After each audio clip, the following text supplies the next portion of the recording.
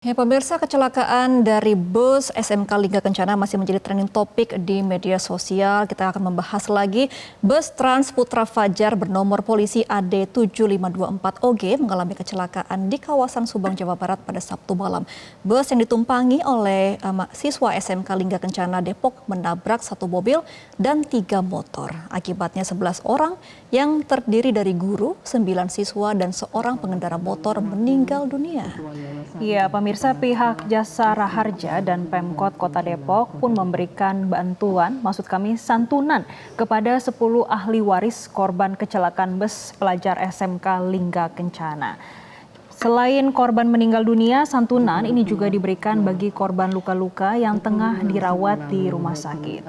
Pemberian santunan kepada ahli waris para korban dari Jasa Raharja ini berupa uang tunai 50 juta rupiah dari Pemkot Kota Depok senilai 10 juta rupiah. Selain penyerahan santunan, hari ini juga diserahkan uang jaminan maksimal 20 juta rupiah untuk korban luka ringan maupun luka berat. Dan pemerintah Kota Depok juga menyampaikan ucapan duka yang mendalam atas tragedi yang menimpa keluarga dari pelajar di SMK Lingga Kencana dan berharap peristiwa serupa tidak terjadi lagi. Pemkot Depok juga mengucapkan terima kasih sebesar-besarnya kepada seluruh pihak yang telah membantu proses evakuasi para korban. Dan sementara itu, pemirsa, pihak SMK Lingga Kencana ini membantah adanya tudingan dari sejumlah wali murid kalau perjalanan study tour ini tidak sesuai dengan kesepakatan dalam rapat. Karena menurut Kepala Sekolah SMK Lingga Kencana, kegiatan study tour ini sudah melalui persetujuan dari para wali murid.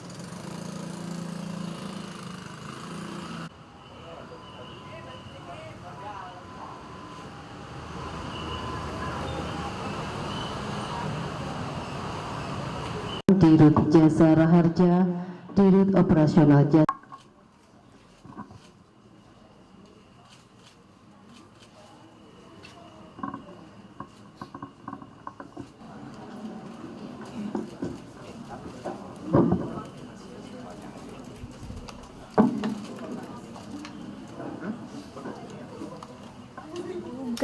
Nah, pihak polisi ini juga kemarin mengatakan ketika sudah melakukan olah TKP secara manual begitu ya, melihat langsung ke lokasi, tidak ada katanya bekas rem dari bus itu. Karena kan busnya bilang remnya blong ya, jadi sempat mau ngerem tapi tidak bisa.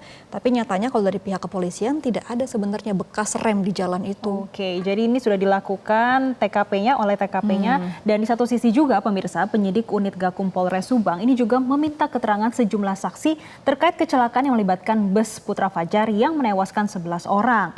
Yang mana semula pengemudi bus ini akan dimintai keterangannya. Namun dengan kondisi yang belum stabil dan baru saja dipindahkan dari RSUD Subang ke klinik Dokes Polres Subang, maka polisi ini tidak bisa meningkatkan status penyelidikannya terlebih dahulu karena melihat bagaimana kondisi dari si supir bus ini. Oke, dan penyidik saat ini juga tengah mendalami kondisi bus serta dokumen-dokumen kelengkapannya dengan kerjasama pihak dinas perhubungan. Ini juga dikatakan bahwa bus tersebut tidak memiliki surat operasi lagi ya, sudah sempat tidak mengikuti uji KIR selama 5 bulan. Jadi status angkutannya ini tuh sebenarnya tidak sah karena belum ada kembali pendaftaran ke Kemenhub bahwa kalau si PO ini sudah laik untuk jalan terutama untuk antar kota ya. Dan kalau dari KNKT sendiri juga dugaan sementara adalah sebenarnya ini bus biasa tapi dijadikan high decker. Jadi tidak sesuai kerangka busnya itu. Iya, jadi Gemma dan pemirsa sebetulnya ini tadi kan sudah disampaikan oleh Gemma karena memang pihak kepolisian dan Kementerian Perhubungan ini sudah mengungkapkan sejumlah temuan memang terkait dengan kondisi bus yang mengalami kecelakaan. Tadi Gemma sempat menyampaikan bagaimana kondisi bus ini yang dilakukan ini tanpa izin angkutan. Karena kalau misalkan kita melihat dari pernyataan Dirjen Perhubungan Darat Kementerian Perhubungan Hendro Sugiatno memang ini menyampaikan kalau busnya ini tidak memiliki izin angkutan dan status lulus uji berkalanya hanya berlaku hingga 6 Desember 2023. Berarti hingga saat ini belum ada izinnya. Tadi Gemma sudah menyampaikan. Kemudian selanjutnya yang kedua ini ternyata bekas bus antar kota dalam provinsi.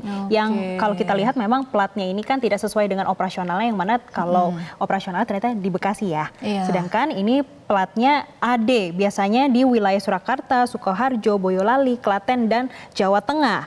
Kemudian selanjutnya ini juga ada perubahan rangka bus yang tadi Gemma juga sudah sampaikan, karena ini temuannya dari KNKT. Kalau ada perubahan spesifikasi rangka bus yang menjadi lebih tinggi dengan model high decker. Nah, kemarin juga sempat ada wawancara ya kepada salah satu siswa yang selamat begitu dari kendaraan tersebut. Dia mengatakan bahwa memang ketika sebelum kecelakaan mereka tuh sempat minggir dulu untuk makan sore. Nah, kemudian kata si siswa ini ketika lagi makan sore, dia melihat memang supir ini lagi ngecekin si busnya ini. Karena ternyata busnya ini sempat mogok katanya di siang hari. Jadi memang sepertinya sudah ada masalah dari siang ya bus ini.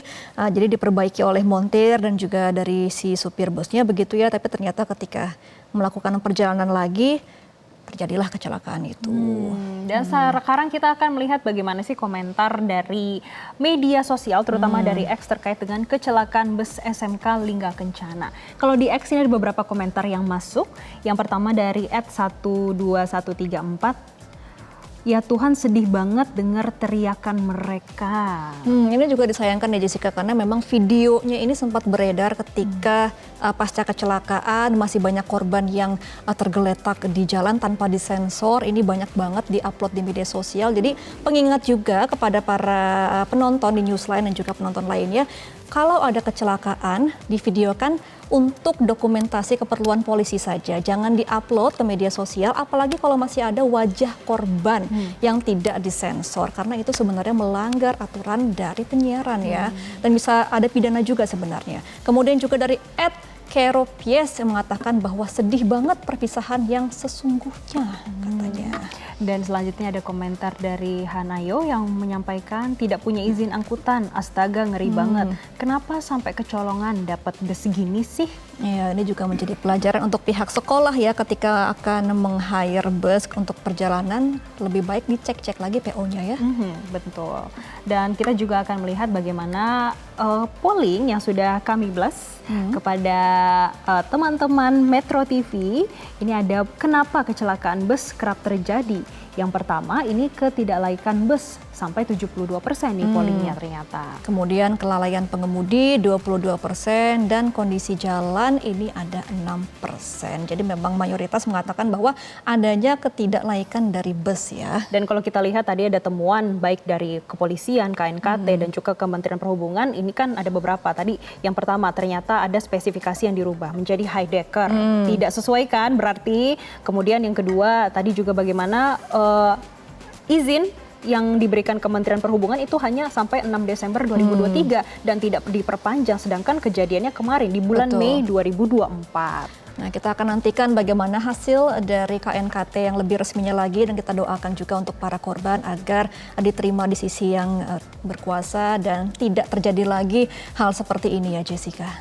Dan pemirsa, usai jeda kami akan hadirkan sejumlah informasi menarik lainnya. Tetaplah bersama kami. Jelajahi cara baru mendapatkan informasi. Download Metro TV Extend sekarang.